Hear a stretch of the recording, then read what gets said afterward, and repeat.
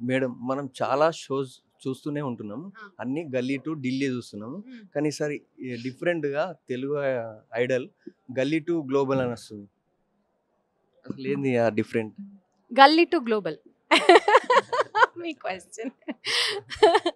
'గల్లీ టు ఢిల్లీ' అని వస్తది. ఇప్పుడు 'గల్లీ టు గ్లోబల్' బికాస్ 'ఆహా Indian Idol' season 4 is very different from other shows. ఎందుకంటే ఈ షోకి అన్ని షోస్‌కి ఉన్నట్లే బట్ ఈ షోలో ప్రధాన ధ్యేయం ఏంటంటే మన తెలుగువారు రకరకాల చోట్ల ప్రపంచంలో రకరకాల మూలల్లో సెటిల్ అయిపోయిన తెలుగు వాళ్ళల్లో చాలామంది టాలెంటెడ్ సింగర్స్ ఉన్నారు.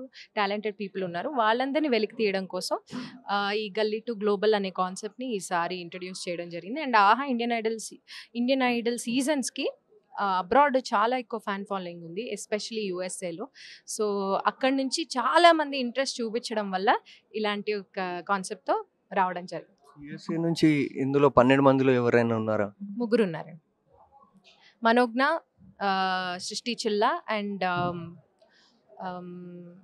వన్ సెక్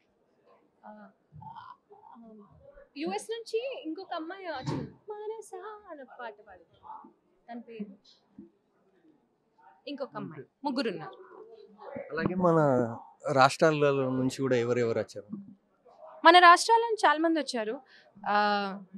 ఐ థింక్ అన్ని ప్లేసెస్ నుంచి, అన్ని ప్రదేశాల నుంచి వచ్చారు. కేరళ నుంచి కూడా ఒక అమ్మాయి ఐడల్ మీద ప్రేమతోని తెలుగు నేర్చుకొని కూడా వాడడానికి వచ్చింది.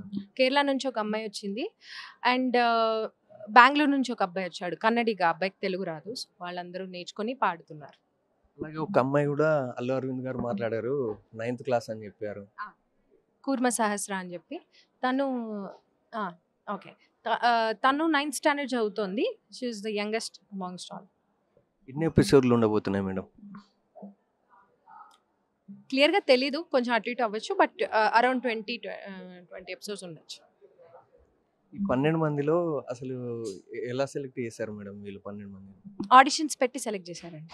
థ్యాంక్ యూ సో మచ్ అండి. Thank you for having me.